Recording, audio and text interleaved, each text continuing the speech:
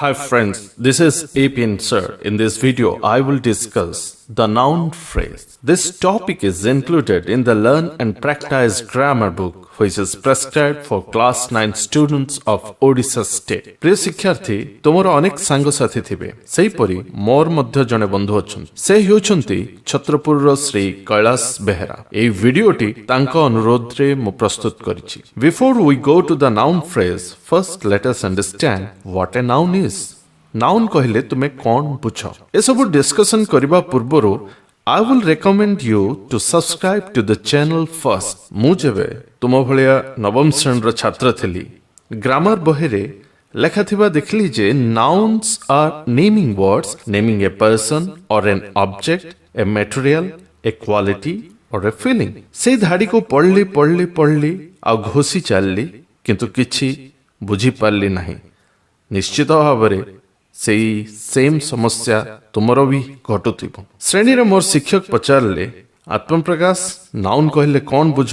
ଯାହା ଘୋଷିଥିଲି ତାହା ମୁଁ ଅବିକଳ କହିଦେଲି। ଗଡ଼ଗଡ଼ ନାଦରେ କହିଲି, Nouns are naming words, naming a person or an object, a material, a quality or a feeling, sir. ଏତିକି କହିସାରିଲା ପରେ ସାର୍ ଶୁଣି ଖୁବ୍ ଖୁସି ହେଲେ ଆଉ କହିଲେ, ଏବେ ଟିକେ ମୋତେ ବୁଝାଅ। ଏଣିକି ମୋର ଅକଲ ଗୁଡୁମ୍ ହେଲା। ମୁଁ କହିଲି, ସାର୍ ମୋତେ ଆଉ ଆସୁନି। ସେଦିନ ସାର୍ ମୋତେ ଗୋଟିଏ କଥା କହିଥିଲେ, ବାବା ପୋଥି ବାଇଗଣରେ ପେଟ ପୁରେନା, ଭୋକ ମେଣ୍ଟେଇବା ପାଇଁ ବାଡ଼ି ବାଇଗଣ ଦରକାର। ପୋଥି ଅର୍ଥାତ୍ ବହି, ବହିରେ ବାଇଗଣ ଚିତ୍ର ଦେଖିଲେ ପେଟ ପୁରିବ ନାହିଁ। ବଗିଚାରୁ ବାଇଗଣ ତୋଳି ଆଣିଲେ ମା ଖାଦ୍ୟ ରାନ୍ଧି ପାରିବେ। ଠିକ୍ ସେମିତି ଆଜି ଏ ଭିଡ଼ିଓରେ ମୁଁ ତୁମକୁ ପୋଥି ବାଇଗଣ କଥା କହିବି ନାହିଁ। ମୋ ଶିକ୍ଷକ କେମିତି ରିଅଲ ଲାଇଫ୍ ସିଚୁଏସନକୁ ବ୍ୟବହାର କରି ମୋତେ ନାଉନ୍ ବିଷୟରେ ବୁଝାଇଥିଲେ ତାହା କହିବି। ଆଜି ଏହି ଭିଡ଼ିଓ ତିଆରି କଲାବେଳେ ମୁଁ ମୋର ଗୁରୁ ଶ୍ରୀ ପ୍ରଭାସ ମିଶ୍ରଙ୍କୁ ମନେ ପକାଉଛି, କାରଣ ସେ ମୋତେ ପ୍ରଥମେ ନାଉନ୍ କ'ଣ ଚିହ୍ନାଇଥିଲେ। ସାର୍ ମୋତେ ଗୋଟିଏ ଗୁରୁ ମନ୍ତ୍ର ଦେଇଥିଲେ।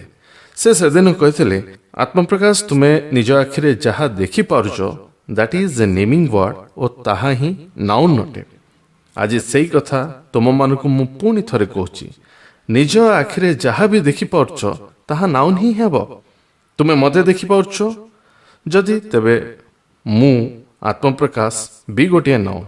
ସେହିପରି TV, fan, fridge, blackboard, scooter, bike, apple, orange, banana, sky, stars, earth ସବୁକିଛି ନେମିଂ ୱାର୍ଡ ବା ନାଉନ୍ ହିଁ ଅଟନ୍ତି। But one point has to be noted. ଏହା ବାଦେ ବି କିଛି ନାଉନ୍ ଅଛନ୍ତି ଯାହାକୁ ଆଖିରେ ଦେଖି ହେବ ନାହିଁ, କିନ୍ତୁ ଅନ୍ୟ ଇନ୍ଦ୍ରିୟ ଗୁଡ଼ିକ ଦ୍ୱାରା ଅନୁଭବ କରିହେବ। ଯେମିତିକି ପବନକୁ ଦେଖିପାରିବ ନାହିଁ, କିନ୍ତୁ ଅନୁଭବ କରିପାରିବ।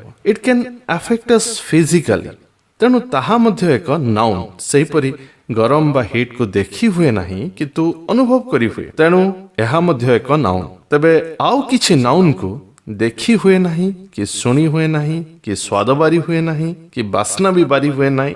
ଇନ୍ ସର୍ଟ, ସେହିପରି ନାଉନ୍ ଗୁଡ଼ିକୁ ଆମେ ଆମର ପାଞ୍ଚ ଇନ୍ଦ୍ରିୟ ସାହାଯ୍ୟରେ ଅନୁଭବ କରିପାରିବା ନାହିଁ।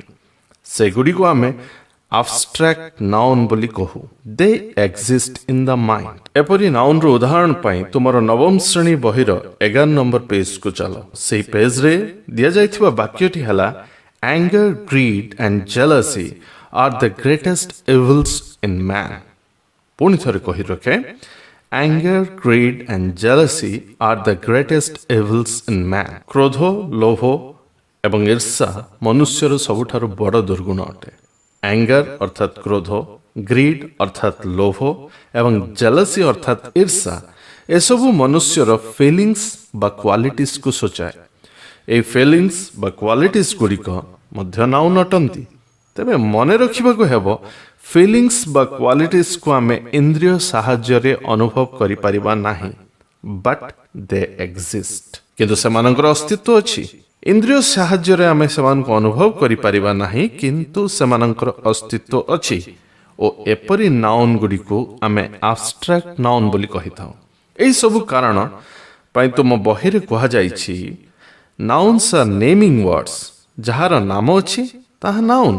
ନେମିଂ ଏ ପର୍ସନ୍, ତା ବ୍ୟକ୍ତିର ନାମ ହୋଇପାରେ, ଅର୍ ଏନ୍ ଅବଜେକ୍ଟ, ଗୋଟିଏ ବସ୍ତୁ ହୋଇପାରେ, ଏ ମେଟେରିଆଲ ବା ପଦାର୍ଥ ହୋଇପାରେ, ଏ କ୍ୱାଲିଟି ଅର୍ ଏ ଫିଲିଂ ବା ଗୁଣ ଅଥବା ଆବେଗ ହୋଇପାରେ।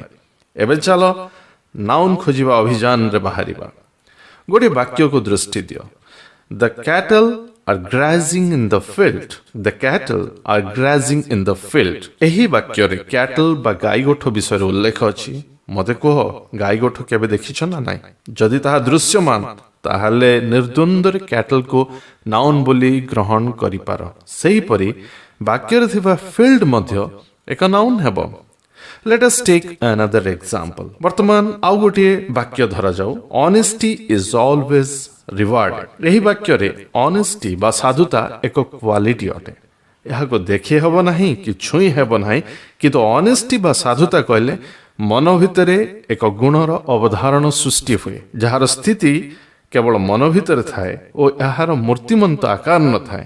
ତେଣୁ honesty ଏକ ନାଉନ୍, କିନ୍ତୁ ତାହା ଏକ abstract ନାଉନ୍ ଅଟେ। ତେଣୁ honesty is always rewarded ବାକ୍ୟରେ honesty ମଧ୍ୟ ଏକ ନାଉନ୍ ହେବ। ଆଶା କରେ ଏହି ଭିଡିଓଟି ଦେଖି ସାରିଲା ପରେ ନାଉନ୍କୁ ଚିହ୍ନିବାରେ ତୁମର କୌଣସି ଅସୁବିଧା ହେବ ନାହିଁ। I hope this teacher and student relationship should always continue. So once again, I recommend you to subscribe to this channel. Thank you very much.